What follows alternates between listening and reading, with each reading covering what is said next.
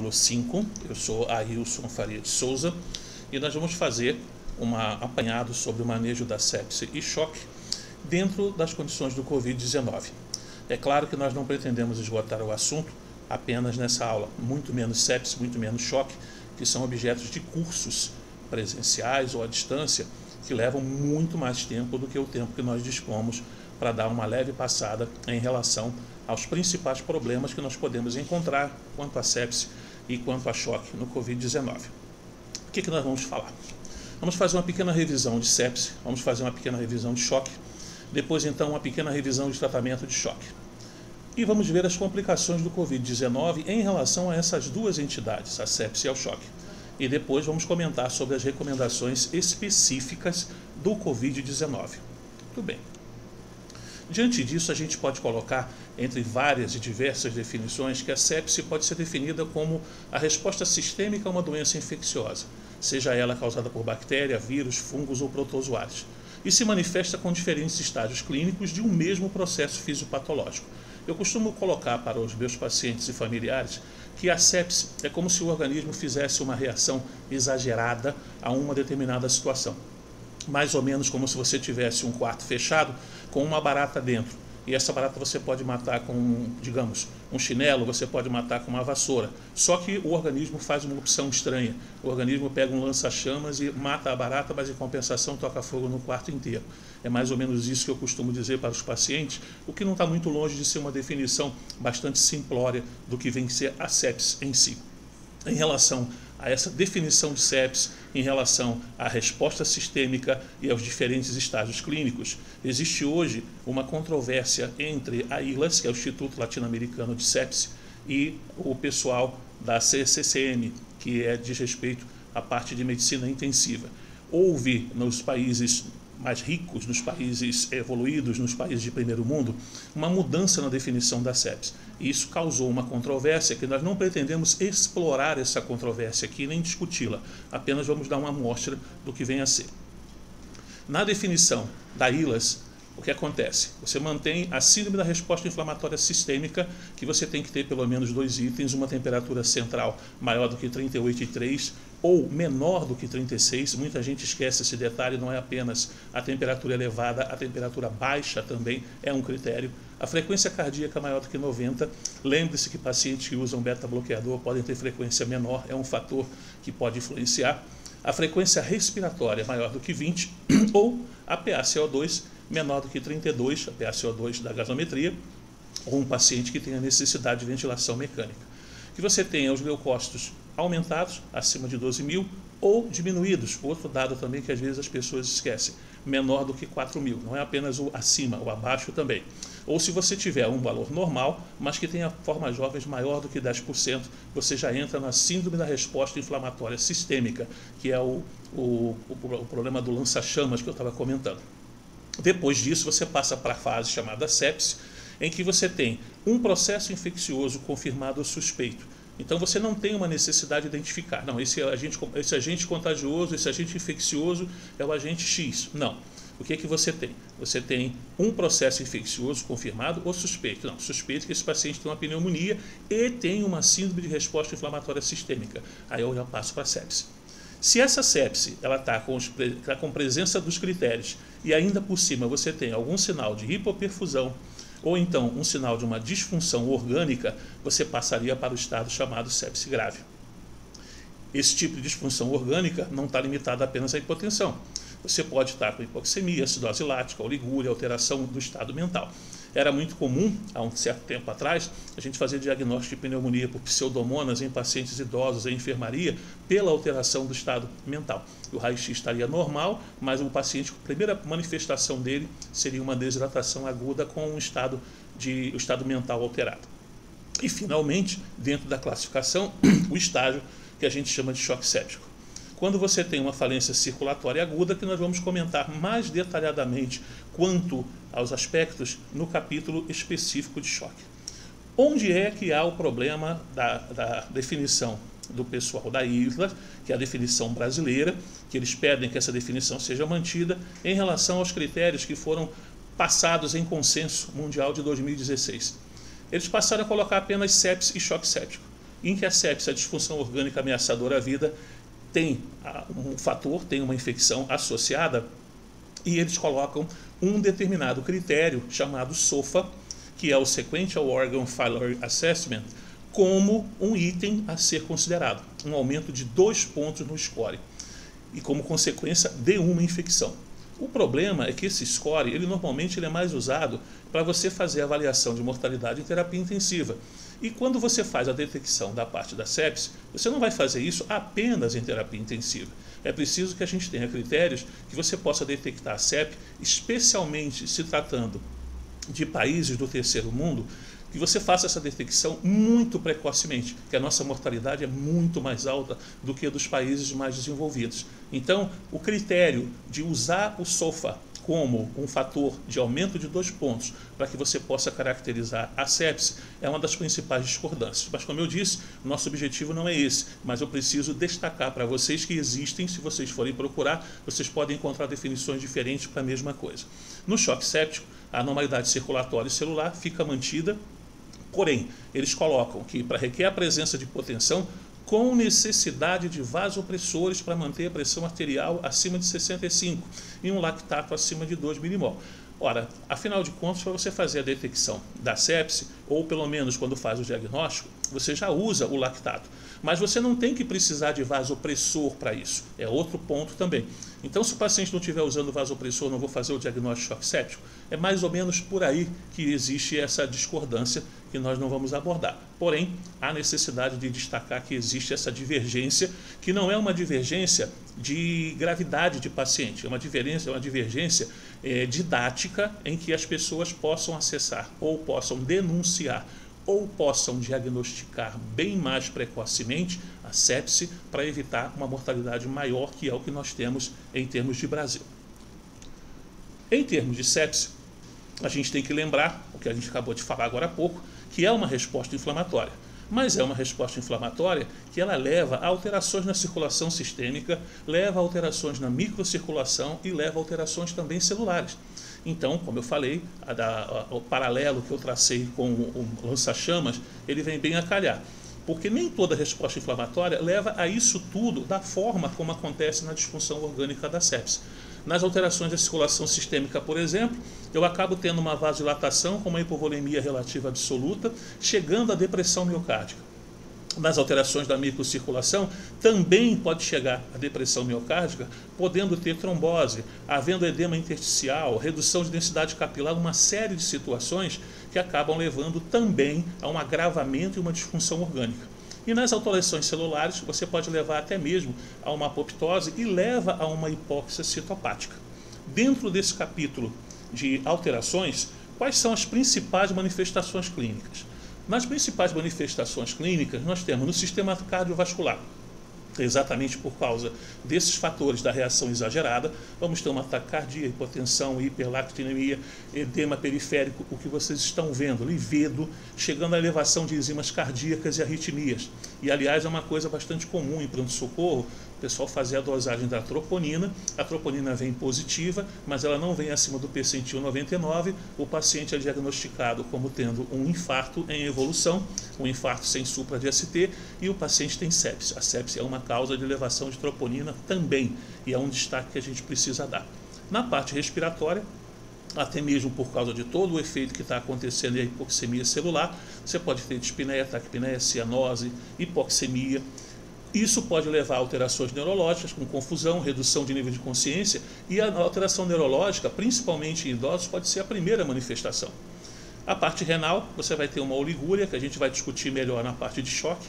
Na parte hematológica, você pode ter plaquetopenia, alteração de coagulograma, leucopenia, desvio à esquerda e alterações em termos de reação de maneira geral, com aumentos grandes ou até mesmo reduções grandes de leucócitos.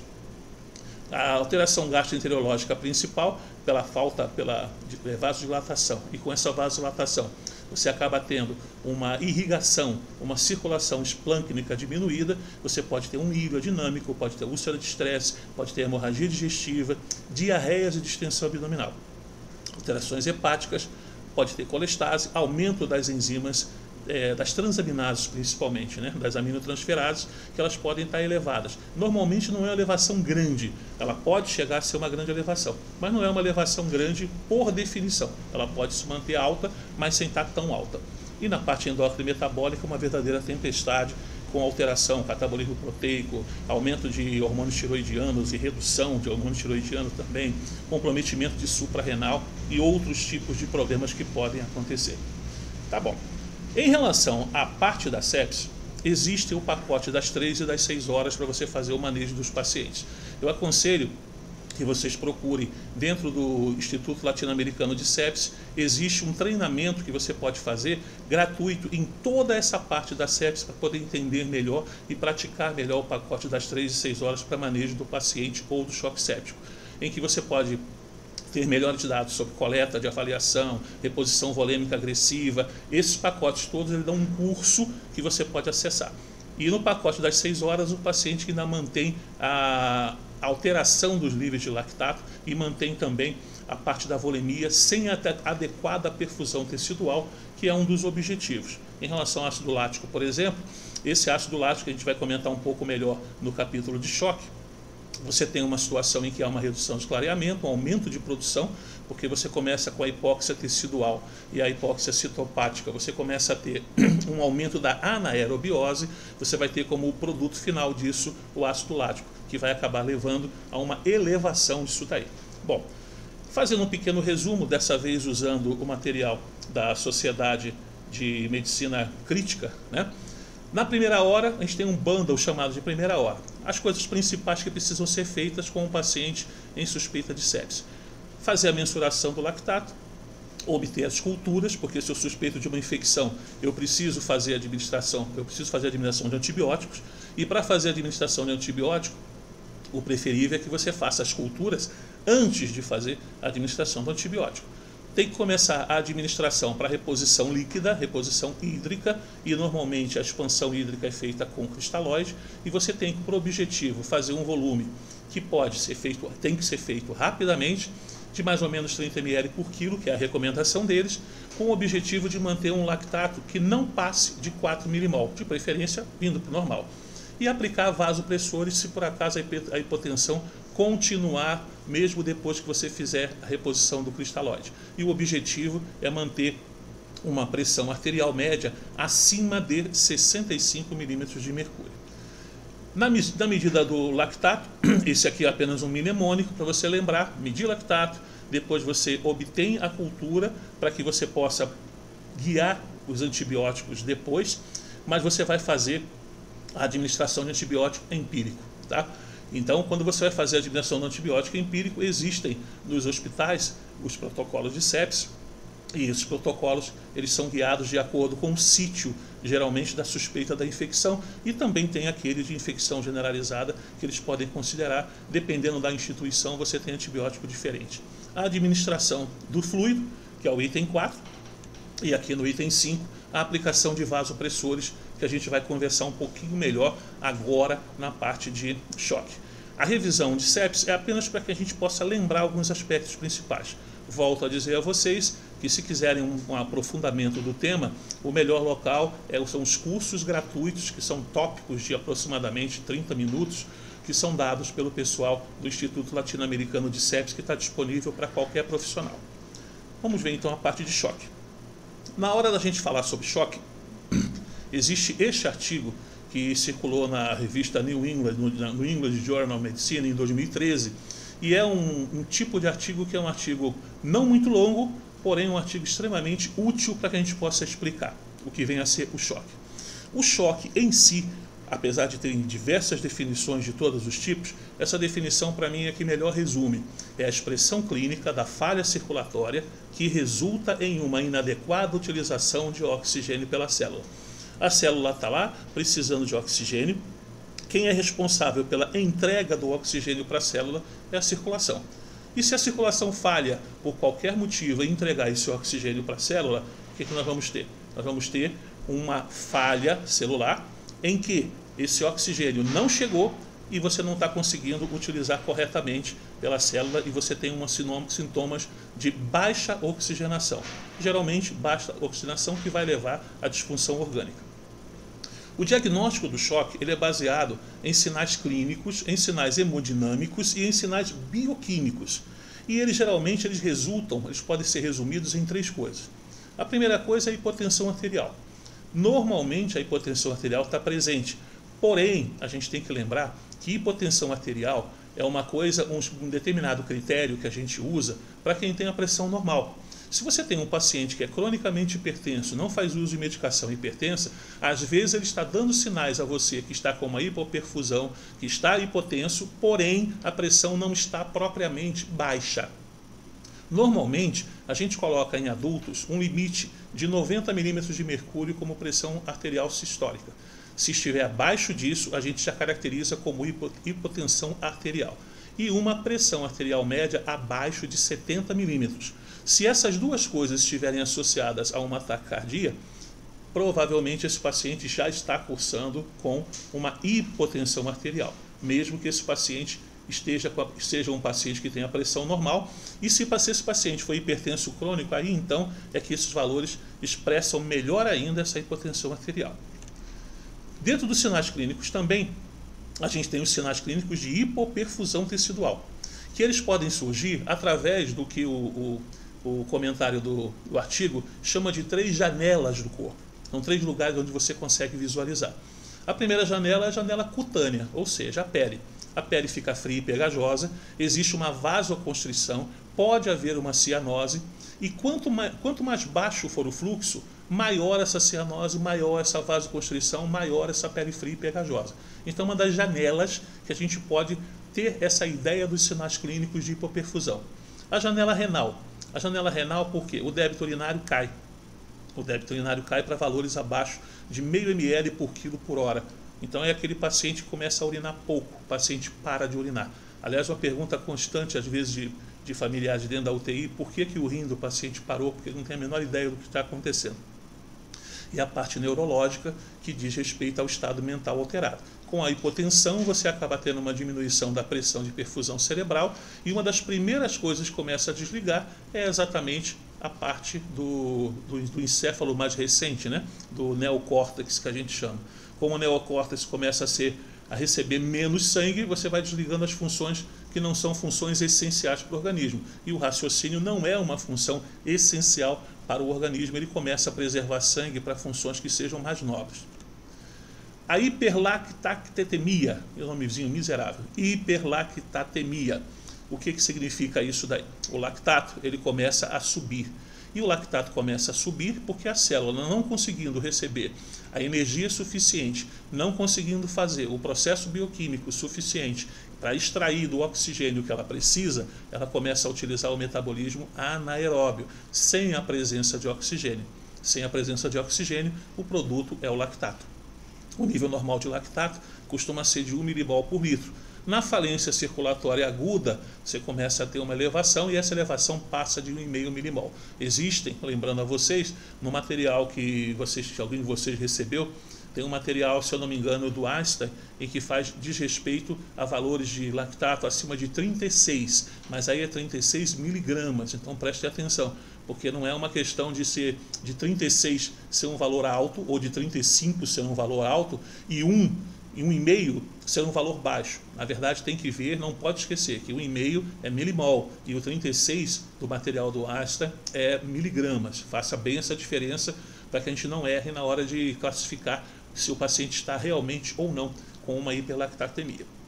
O choque, que no artigo é chamado de choque circulatório, ele pode ter as seguintes situações. Nós podemos ter 4 potenciais, mas não necessariamente exclusivos. E é importante destacar esse não necessariamente exclusivos.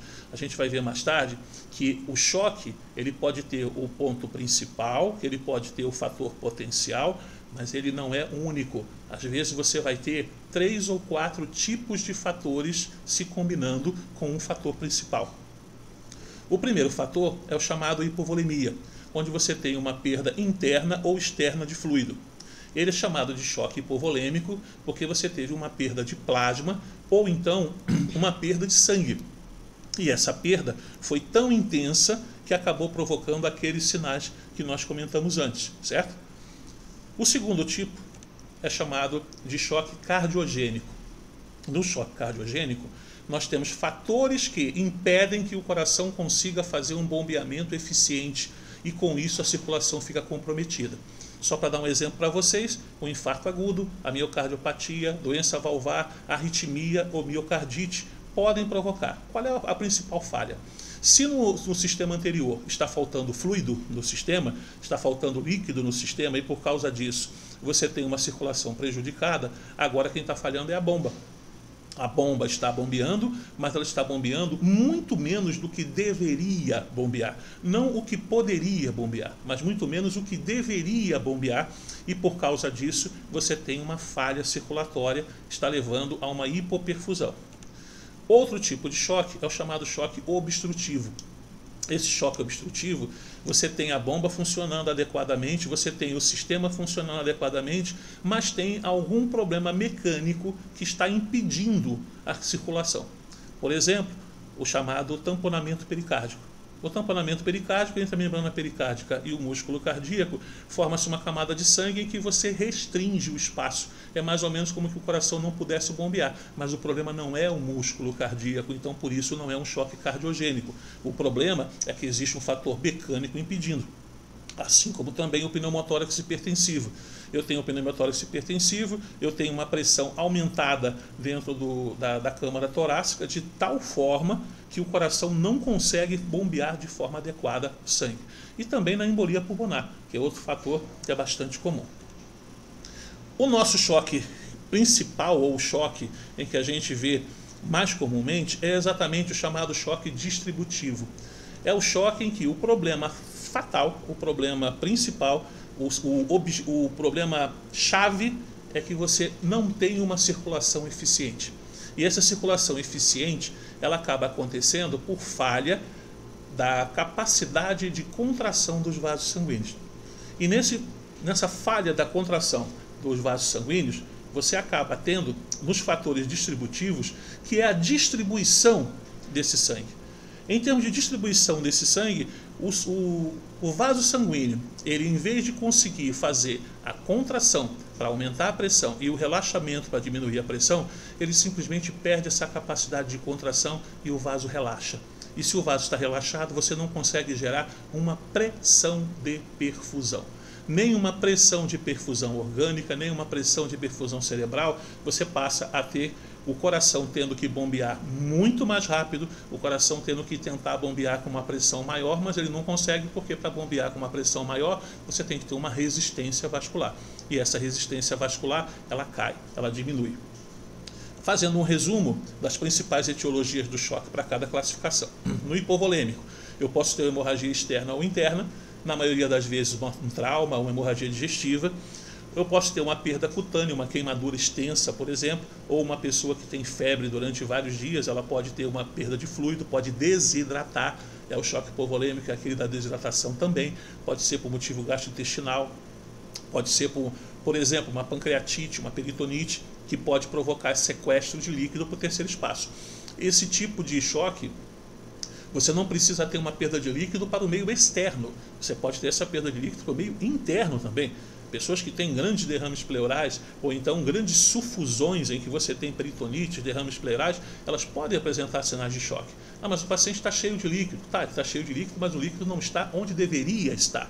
Então você precisa repor esse paciente como esse paciente tenha realmente um quadro de choque por falta de líquido, porque o líquido que nós estamos falando, ele precisa estar dentro do vaso. De forma alguma, esse líquido está onde deveria estar. No cardiogênico, a gente tem o infarto agudo do miocárdio e principalmente o infarto anterior, que é aquele que afeta o ventrículo esquerdo. Lembrando também que o do ventrículo direito ele pode provocar falhas gritantes, falhas importantes, falhas às vezes que imitam o tromboembolismo pulmonar. Arritmias, miocardiopatia dilatada avançada, causas mecânicas como defeitos valvares, mas aí é uma causa mecânica interna, uma causa mecânica do órgão coração em si, e não aquela do obstrutivo que a gente estava comentando, tamponamento cardíaco. Uma insuficiência mitral aguda, No obstrutivo, pode ter o tromboembolismo pulmonar maciço, tamponamento cardíaco, pneumotórax hipertensivo, hipertensão, coartação de aorta, qualquer coisa que obstrua mecanicamente a circulação. No distributivo, a gente pode ter o choque neurogênico no traumatismo raquimedular, uma insuficiência adrenal, o coma mixedematoso, que a gente hoje em dia vê pouco, mas era um tipo de coma bastante comum, principalmente nas décadas de 30, 40, existem até menções na literatura comum a respeito disso daí, alguns livros que comentam sobre isso. Choque anafilático e o choque séptico, que em termos de choque, o choque séptico é o principal choque que existe. Bom, dando uma revisada numa figura, a gente vai ver que você tem na figura a arterial hipotensião, né? Nesse caso a hipotensão arterial, e os sinais de que está havendo problema de hipoperfusão tecidual no cérebro, na pele, no rim, principalmente, alteração do estado mental que a gente viu, as alterações cutâneas que a gente viu e as alterações renais. Com isso, levando a uma taquicardia e uma elevação do lactato. Então a gente classificou já que o paciente tem um choque circulatório. Aqui, nessa figura, são colocadas algumas situações em que normalmente a gente vê mais na UTI. Se você tem um aumento do débito cardíaco, ou melhor, se você vai fazer uma avaliação do débito cardíaco e da saturação venosa central de oxigênio. Se tiver baixo, você acaba levando essa saturação de oxigênio, venosa de oxigênio, para os choques hipovolêmico cardiogênico ou obstrutivo, e se tiver normal ou alto o débito cardíaco, normalmente você tem o choque distributivo, tá? Então, normalmente no choque séptico, o que você tem? Tem um débito cardíaco aumentado, você tem uma situação em que você tem que gerar um trabalho cardíaco maior. Olhando a figura B com mais detalhe, nós vamos ver que a distribuição dos choques, elas acontecem assim. O choque séptico sozinho responde por 62% dos choques. Isso, claro, dentro da pesquisa que ele fez em 2013. Hoje em dia pode ser até maior, pode ser um pouco menor. Outros 4% entram naquela classificação do choque distributivo que não é séptico. Então, o choque distributivo sozinho é praticamente 65% dos choques, é uma grande maioria. 16% do choque cardiogênico, 16% de choque hipovolêmico e apenas 2% de choque obstrutivo. Ele fez essa pesquisa considerando perfil de vários lugares, mas é claro que se eu tenho uma unidade de tratamento de AM, eu vou provavelmente encontrar um choque cardiogênico numa prevalência muito maior do que um choque séptico. Então essa prevalência serve para dar uma ideia do choque de maneira geral. E dando uma resumida rápida, os perfis hemodinâmicos, que nós não vamos entrar em detalhe, em relação a PVC, saturação venosa central, débito cardíaco, a parte de resistência vascular sistêmica e a pressão da oclusão da artéria pulmonar, que aí é um detalhe mais mesmo para quem trabalha em UTI do que qualquer coisa. Bom, espero ter sido até aqui objetivo suficiente para que vocês tenham uma ideia do que vem a ser uma sepse e do que vem a ser um choque. Esses elementos principais, como eu falei, vocês podem fazer uma pesquisa um pouco mais avançada. Choque, por exemplo, já seria tema para pelo menos 6 ou 8 horas de aula. A sepse, pelo menos para 4 horas de aula. E vocês podem ter acesso, novamente repetindo, no site do ILAS vocês podem ter acesso gratuito a essas aulas. E existem vários lugares também que podem prestar esse tipo de serviço. Vamos fazer uma revisão agora do tratamento. Se eu tenho aquelas alterações que nós vimos agora há pouco, o que eu espero encontrar? Eu espero encontrar uma classificação em que você encontre determinadas situações em que eu preciso promover uma abordagem e orientar ao problema e os objetivos. Como? Não interessa a causa. Eu tenho um choque circulatório. Se eu tenho esse choque circulatório, eu preciso tratar. Se eu preciso tratar esse choque circulatório, eu preciso levar em conta 4 coisas. Primeiro, a fase focus que eu preciso tratar. Eu tenho um paciente que já está em choque circulatório. Se esse paciente está em choque circulatório, eu preciso resgatar a situação. Eu não tenho uma pressão mínima aceitável, eu tenho problemas em relação àquelas 3 coisas que a gente comentou, rim e tudo mais. Então o meu objetivo tem que ser obter uma pressão mínima aceitável. Depois que eu consigo fazer o resgate, que eu consigo passar daquela fase inicial, eu vou tentar fazer uma otimização. E nessa otimização, eu vou promover uma adequada oxigenação para esse paciente, vou tentar melhorar débito cardíaco desse paciente, vou tentar melhorar a quantidade de oxigênio que esse paciente pode extrair, principalmente no sistema venoso, e eu vou tentar melhorar também o nível de lactato. Essa já passa a ser a fase chamada otimização. Depois que eu conseguir otimizar esses itens, eu vou tentar estabilizar esse paciente para que ele não volte à situação anterior.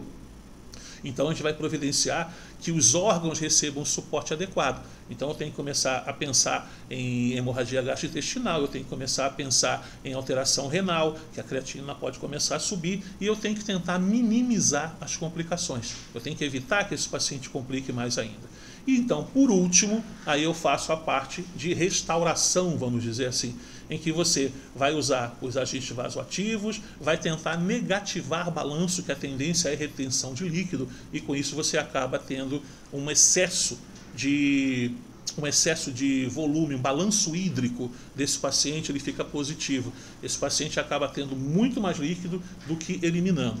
Não pode deixar de lembrar que, por mais óbvia que seja a causa, a gente tem que lembrar que ele pode se somar a outras causas. Um paciente que tem uma pancreatite, por exemplo, ele, além de ter um sequestro líquido importante, ele também pode levar a uma insuficiência cardíaca ou uma diminuição, não exatamente uma miocardite, mas uma diminuição do débito cardíaco por fatores da própria situação, do próprio problema da pancreatite. Resultado, você tem um coração que vai bater menos, além de você ter o problema da hipovolemia. Aí o que vai acontecer? O componente principal é hipovolêmico? Sim. Porém, o que você tem? Além de ter o componente hipovolêmico, você também vai ter um componente cardiogênico com uma inflamação cardíaca, digamos assim. Outra coisa, um paciente que você recebeu na emergência, um paciente de trauma. Tá, o paciente está em trauma, ele está sangrando. Ok, ele pode estar sangrando, mas vamos ver direitinho esse trauma, porque ele pode também ter um pneumotórax hipertensivo. Eu tenho um hipovolêmico e ao mesmo tempo eu estou tendo um obstrutivo, ou um tamponamento cardíaco. É outra situação que pode acontecer. Ou então, esse paciente já tem um outro tipo de componente que pode estar afetando. É um paciente que tem uma insuficiência cardíaca, por exemplo. É um paciente que sofreu o acidente, e de repente ele tem um problema cardíaco, ele pode estar fazendo um infarto, ele pode misturar um choque cardiogênico junto. É claro que na situação de trauma, normalmente você não vai ter o choque séptico, mas ele pode ter um trauma medular. Se ele tiver um trauma medular e de repente está fazendo hipotensão e não tem um sangramento importante, ora, mas como? Foi um trauma? Então o trauma, o que eu tenho é o choque hipovolêmico? Não, ele pode estar fazendo um choque neurogênico, e esse choque neurogênico do tipo distributivo. Então lembre, por mais óbvia que a causa seja, o tipo de choque pode somar a outros. Você pode não ter apenas um mecanismo de choque nesse paciente. Ok? Bom, o principal é administrar oxigênio para esse paciente, ressuscitar volemicamente esse paciente e administrar os agentes vasoativos. Na parte de administração de oxigênio, a gente faz o suporte ventilatório. Pode ser um catéter, pode ser o importante. Eu preciso garantir aporte de oxigênio para esse paciente. Como nós comentamos na definição, nós comentamos que esse paciente tinha um problema celular. Ele não recebia a quantidade adequada de oxigênio para a célula. Ou até recebia, mas não a quantidade adequada, e a célula não conseguia fazer o trabalho dela. Com isso daí, você começa a ter uma falta de oxigênio. Ora, se o paciente não consegue respirar, ou a célula não consegue receber oxigênio pelo menos a 21%, eu tenho que aumentar a fração inspirada desse oxigênio. Porque se eu não resolver o problema, pelo menos eu aumento o aporte de oxigênio, já é alguma coisa. Lembrando a vocês que na hora que a gente faz a intubação desses pacientes, ou na hora que a gente passa esse paciente para ventilação mecânica, melhor dizendo, você pode ter hipovolemia, ou melhor, você pode ter uma queda abrupta da pressão, porque você aumenta a pressão dentro do tórax. Conforme você aumenta a pressão dentro do tórax, você muda o regime, a pessoa está fazendo a inspiração por pressão negativa, está expirando por pressão positiva, e de repente você começa a fazer tanto a inspiração como a expiração por pressão positiva. Na verdade, você passa a inspirar por pressão positiva, e isso modifica os mecanismos de pressão intratorácica.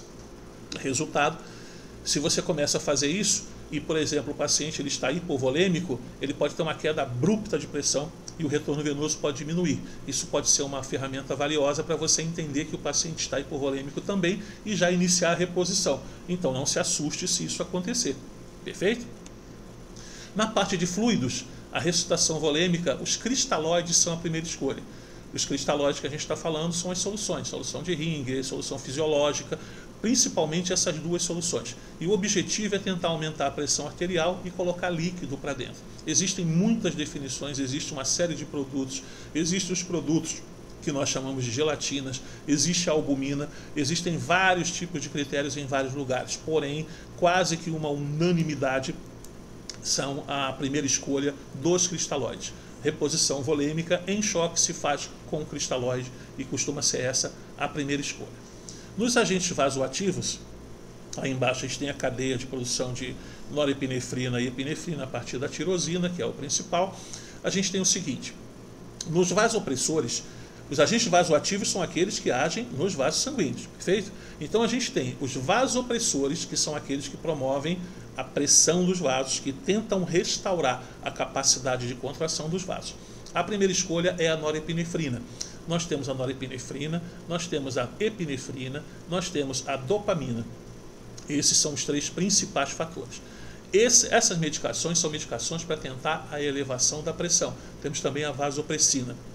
O objetivo disso, o objetivo dessas drogas é fazer com que a pressão arterial volte para níveis aceitáveis, ou seja, níveis pelo menos acima de 65 milímetros de mercúrio para a pressão arterial média. Porém, nas drogas vasoativas, nós também temos os chamados agentes inotrópicos. Esses agentes inotrópicos, eles atuam em receptores que vão promover uma melhor contração cardíaca. Eles vão promover um balanço melhor da parte do débito cardíaco, tentando aumentar o débito cardíaco, por isso que eles são chamados de inotrópicos positivos. Eles vão tentar fazer isso daí. E em determinadas situações, a gente vai ter que usar também os chamados vasodilatadores, porque conforme a gente aumenta a pressão de forma central, a pressão esplâncnica, a gente às vezes acaba promovendo uma contração muito exagerada. Eu coloquei a nitroglicerina aqui porque a gente usa muito na parte cardíaca, mas não é exclusivamente a nitroglicerina. Existem certas situações, que também não é nosso objetivo aqui, que a gente pode estar usando ao mesmo tempo a norepinefrina e pode estar usando também o nitroprussiato. São situações comuns? Não, mas são situações em que a gente pode estar usando. Lembrar que a gente deve usar o agente vasoativo toda vez que a gente precisar. Tem uma gama enorme de agentes vasoativos que podem ser utilizados, drogas mais utilizadas, menos utilizadas, drogas que têm mais efeito em determinado tipo de paciente, menor em outro tipo de paciente, melhor para cirurgia cardíaca, mas não é o nosso objetivo fazer esse tipo de comentário, nem é o nosso objetivo dessa aula que nós estamos fazendo aqui. Muito bem. Em relação à parte do choque, faltou apenas a gente fazer um comentário sobre a parte do choque séptico. Na parte do choque séptico, a gente tem que lembrar que eu tenho que fazer uma administração da parte hemodinâmica, que essa parte hemodinâmica precisa ser restaurada. E restaurada de que forma? Eu vou restaurar essa parte hemodinâmica com um fluido de balanço. Eu preciso colocar um balanço de fluidos para esse paciente que seja mais eficiente. Que balanço de fluido é esse? Eu preciso usar cristalóide para tentar restaurar a pressão desse paciente. Eu tenho que usar os agentes vasoativos. Este braço é o que a gente chama de braço hemodinâmico, em que eu tenho o chamado paradigma, aquele negócio que a gente estava comentando, da restauração, da recuperação, e você vai passando por aquelas fases todas. A gente pode até dar uma volta para poder dar uma olhada melhor, porque você vai ver a parte da restauração desse paciente, em que na revisão de tratamento, o que eu preciso fazer? Eu preciso colocar que esse paciente melhore esses fatores, a PVC, a extração de PO2, o débito cardíaco. Então é o tipo de situação em que a gente precisa garantir. E garantir como? Com os fluidos, preciso garantir com os agentes vasoativos, certo? Eu preciso também tentar diminuir a resposta do hospedeiro. Essa resposta do hospedeiro é o quê? Se eu tenho choque séptico, e no choque séptico eu falei que é uma reação exagerada, essa reação exagerada, eu preciso diminuir essa reação exagerada. Então eu posso usar hidrocortisona, posso usar vasopressina, existem diversas coisas. E também, não menos importante, eu tenho que controlar o foco de infecção. Como é que controla o foco de infecção? Se aquela infecção é que está provocando essa resposta extremamente exagerada do organismo, eu vou ter um problema sério se eu não tratar ou se eu não tentar deter esse germe que está provocando essa reação toda. Então a gente vai ter que usar os antibióticos e vai ter que fazer um controle melhor. Perfeito? Mudando o foco principal agora, saindo do capítulo que a gente está falando em relação ao choque séptico, porém sem sair, O que tudo isso tem a ver com a parte do Covid-19? O que isso tudo tem a ver com as complicações do coronavírus? Afinal de contas, o coronavírus ele pode provocar choque séptico? O que o coronavírus pode provocar? A doença do coronavírus, que recentemente descoberta, etc., mas o que acontece? Ela pode ter complicações e essas complicações elas variam em termos de incidência. O que nós temos, como esse material é um material extremamente recente, esse, por exemplo, é do dia 25 de março, as coisas às vezes modificam. O que pode ser uma complicação frequente em um determinado lugar pode não ser em outro. Mas o que nós temos até agora? Até agora nós temos o seguinte: pneumonia. Pneumonia é uma complicação e às vezes ela costuma ser o primeiro sinal. Na China foi o primeiro sinal, foi justamente a pneumonia. Os primeiros papers, as primeiras informações a respeito da doença, elas vieram através de pacientes que estavam tendo problemas com uma pneumonia, que era uma pneumonia estranha porque não parecia ter uma causa diferente. Parecia ser uma causa realmente de origem viral, que ela podia ter fluido, podia ter pus, podia ter debris celulares. Então havia uma pneumonia a ser explicada que não estava conseguindo ser explicada. Com isso, começaram a aparecer os casos de falência aguda respiratória. Eram os pacientes que tinham a pneumonia, mas diversamente do que seria o esperado, a pneumonia não evoluía para uma falência aguda respiratória. Além da falência aguda respiratória, os pacientes acabavam entrando realmente na síndrome de angústia respiratória. E a síndrome de angústia respiratória, os pacientes acabavam entubados, eram pacientes que precisavam de socorro de ventilação mecânica para poder respirar. Era outra complicação atribuída diretamente ao Covid-19. O choque séptico é aquele tipo de situação em que nós temos um agente. A reação exagerada ela pode acontecer também em relação a um vírus. Porém, dentro do perfil dos pacientes que a gente encontra, boa parte das vezes o que nós temos é a reação ao vírus e a reação a uma infecção secundária, porque o organismo pode entrar nesse tipo de situação. E neste caso o organismo acabava levando ao choque séptico e as pessoas morriam do choque séptico. Mas o coronavírus ele também pode provocar outros tipos de complicação. Ele não para no choque séptico. Já existem relatos e já existem informações de injúria hepática aguda. E essa injúria hepática aguda ela pode acontecer, e existem alguns relatos de que poderia acontecer em até cerca de 40% dos pacientes, em que você tem uma complicação grave, que o fígado começa a parar. Existe também situação de injúria cardíaca aguda. E nessa injúria cardíaca aguda pode levar a arritmias, pode levar a até mesmo a insuficiência cardíaca.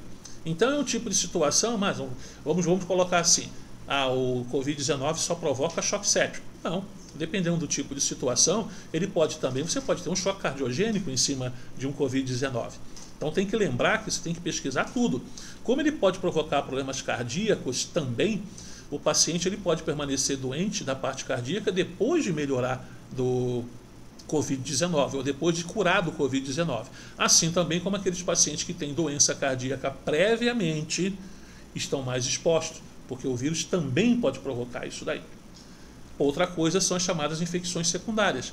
Nas infecções secundárias, você vai ter um tipo de situação em que o organismo está sendo atacado pelo vírus, porém uma bactéria pode se aproveitar. E aí, de repente, o paciente começa a fazer febre, o paciente começa a manter uma febre, apesar da parte pulmonar, teoricamente o vírus não está piorando, ele pode estar com esse tipo de problema. Ele pode estar com algum tipo de infecção oportunista, uma infecção secundária afetando. Por isso a vigilância tem que ser maior. Injúria renal aguda também já existem em determinadas situações em que estão encontrando injúria renal aguda provocada diretamente pelo vírus, sem ser, por exemplo, por uma insuficiência circulatória, sem ser pela parte do choque em si, a injúria direta do vírus. Mas volto a dizer a vocês, são coisas que estão sendo observadas, essas coisas estão sendo notadas, estão sendo percebidas. Porém, a relação de nexo causal está sendo estabelecida, mas ainda não tem um modelo que permita dizer com certeza absoluta esta lesão é totalmente provocada por ele. Então tem que lembrar que tudo isso é muito novo, estamos ainda fazendo essas relações. Outra coisa que pode acontecer, aí numa escala muito menor, você encontra muito poucas informações sobre isso, é a coagulação vascular intradisseminada, melhor, coagulação intravascular disseminada. que é exatamente o problema hemorreológico, em que você tem alteração da parte de coagulação e o paciente pode ter problemas circulatórios graves por causa disso, provocando obstrução, provocando embolia. Então tem que pensar também nesse tipo de entidade sendo provocada diretamente pelo vírus, que já tem alguns relatos sobre isso.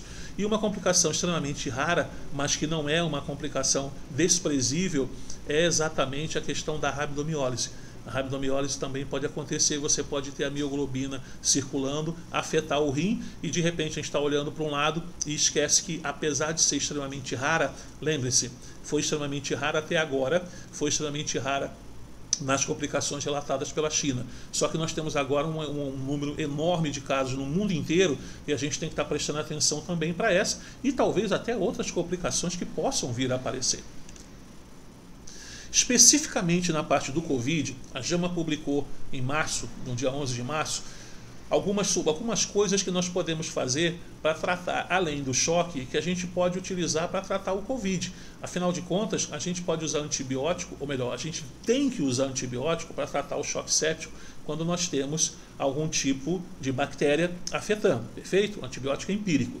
Quais são os tratamentos empíricos que estão sendo utilizados no momento em que nós direcionamos para o Covid-19, mas que nós não temos ainda a resposta completa? Em que pé estão? Tá? Nós temos a administração do plasma de pacientes convalescentes, que por enquanto ainda não existe, apenas existe isso, mas não existe nenhum tipo de informação aceitável que a gente possa colocar. O fosfato de cloroquina, que é outra coisa que está sendo muito usado.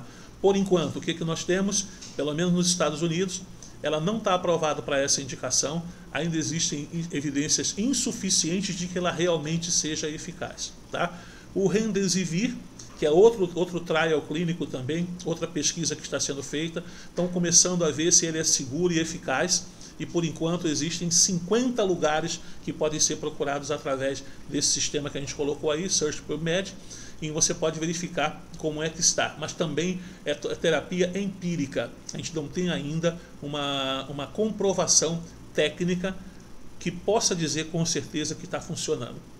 O Flapiravir, o Lopinavir com o Ritonavir, os anticorpos monoclonais, todos esses ainda dependem da sua eficácia e segurança ser estabelecida para que a gente possa ter uma definição melhor. Bom, em termos de Brasil, quem está fazendo um tipo e divulgando a pesquisa que está fazendo é o pessoal do Albert Einstein, que eles colocaram esse material na internet. Os potenciais para o tratamento, e olhem bem, eles fazem questão de sinalizar, sem protocolo no momento, pesquisa o Remdesivir, daquele que nós vimos agora há pouco, porque ele era usado no MERS-CoV, ou seja, na doença do coronavírus chamada MERS. O interferon, que ele tem um efeito citopático na replicação viral, porém, volto a dizer, ainda é pesquisa. Ribavirina, o Favipiravir, o sulfato de hidrocloroquina. E eles estão utilizando na dose de 400 mg de 12 em 12 horas por 10 dias. E as outras medicações que eles estão usando o tenofovir, a lamivudina, o Abidol, EK1, etc. Não há ensaio clínico randomizado, volto a colocar, o benefício claro das medicações, assim fica sob responsabilidade do médico. Por enquanto, apenas estudo in vitro é que mostrou alguma eficiência. Na síndrome respiratória aguda grave, o que eles estão utilizando? Quando o paciente tem choque e tem a síndrome da resposta aguda, respiratória aguda grave, eles estão usando sulfato de cloroquina 2 vezes ao dia, 400 mg, e pode ou não associar o PEG-interferon alfa na dose de 180 mg subcutâneo. E usam também o Lopinavir e Ritonavir. Voltando a dizer, continuamos na mesma situação. A situação em que eu tenho um tipo de droga que está sendo utilizada no estudo in vitro. Por exemplo, o pessoal do Einstein colocou as grávidas, as gestantes, como grupo de risco, em detrimento do que se fala mundialmente em termos de grupo de risco. Mas é uma decisão que eles usaram dentro do consenso de especialista deles. Bom, para a gente finalizar, eu gostaria de deixar para vocês duas importantes informações. Existem guidelines, e esses guidelines eles foram recentemente colocados, não existem ainda em forma de papel. Eles existem apenas e exclusivamente na internet e eu estou deixando aqui o lugar onde vocês podem encontrar. É o Survive Sepsis Campaign, Guidelines of Management of Critical Care, terceiro, né? Adultos e Coronavírus Disease. Esse material é um material que foi colocado pela Sociedade de Medicina Intensiva Mundial, tá? E foi colocada também pela Sociedade Europeia de Medicina Intensiva. Esse guideline é um guideline extremamente extenso, são mais ou menos 100 páginas, 104 páginas. Mas são 104 páginas de que você pode tirar as suas dúvidas. Ele está disponível nesse link que está sendo colocado aqui, que vocês não vão conseguir acessar, mas é um link bastante simples, é o ccmjournal.org, e você pode achar até uma versão talvez mais atual do que a que eu achei aproximadamente há 2 dias antes da aula, esse tipo de material. Por que eu estou dando destaque a esse tipo de material como uma fonte de informação? Porque esse material ele reuniu um grupo de experts, e esses experts eles sentaram para definir determinadas coisas. Como, por exemplo, eu vou dar 2 exemplos para vocês. Num exemplo, eles põem a recomendação 16. Para adultos com Covid-19 e choque, nós sugerimos o uso de norepinefrina como agente vasoativo de primeira linha, além de outros agentes. E essa recomendação que eles estão colocando aqui é uma recomendação fraca, mas uma evidência de alta qualidade. Eles não simplesmente fazem a recomendação, eles dão também um racional. No racional, por exemplo, da norepinefrina no Covid, o que eles estão colocando aqui? Eles dizem que não há uma evidência direta que os pacientes que têm Covid e choque, que eles têm alguma coisa diferente em relação ao choque. Então, é para usar a norepinefrina, porque na parte do Covid não há nada que sugira que a norepinefrina não vai utilizar. Então é um choque e que vai ser utilizada a norepinefrina. Eles dão uma revisão de onde eles pegaram isso daí. Aqui, por exemplo, foram 2016 casos que eles pegaram para poder fazer uma avaliação, 28 estudos com 3.497 pacientes. Resultado, ele te dá o porquê das coisas também. E coloca que, a priori, a norepinefrina é a medicação para ser utilizada. Da mesma forma como eles fazem a recomendação, e a recomendação 16, eles estão colocando lá explicitamente, nós sugerimos o uso da norepinefrina, eles também pegam determinadas coisas e recomendam o contrário, ou seja, não usar. Na recomendação 18, você tem lá, para adultos com Covid-19 e choque, mesmo início da outra, nós recomendamos contra. Ou seja, nós não recomendamos. Nós recomendamos que não se use dopamina se a norepinefrina estiver presente. E logo em seguida, eles colocam lá o racional. Nesse racional, eles explicam, por exemplo, os estudos que mostraram que a dopamina tem um efeito menor do que a norepinefrina. Eu achei muito interessante a forma como é colocado. Existem mais de 70 recomendações que eles fazem. E essas recomendações não são apenas para a parte de choque, não são apenas para a parte de sepsis. Elas vão desde o começo e são editadas por uma entidade, ou melhor, não por uma, por duas, a entidade da Sociedade Europeia e a entidade da Sociedade Mundial de Terapia Intensiva. Bom, em termos de resumo para a gente, eu espero que a gente tenha sido bastante objetivo e lembrar que o Covid-19 ele pode provocar o choque séptico e que se nós estudarmos o choque séptico, nós vamos estar dando um passo importante para que a gente possa evitar que esse paciente tenha mais complicações. Não podemos esquecer que existem outros tipos de complicações que o Covid pode provocar. E, com essa característica principal do Covid começar com uma insuficiência respiratória. Então, na maioria das vezes, a gente pega um paciente que começa com insuficiência respiratória, como na aula de intubação foi colocado, a partir do momento que eu vou precisar intubar esse paciente, e é um paciente que se ele agravou a ponto de provocar um problema respiratório, ele também pode fazer um choque, ele também pode fazer uma sepse. Toda vez que levar esse paciente para fazer a intubação, colocou o paciente dentro do quarto para intubar, procura colocar o material, pega um acesso profundo desse paciente, você muito provavelmente vai precisar usar medidas de choque.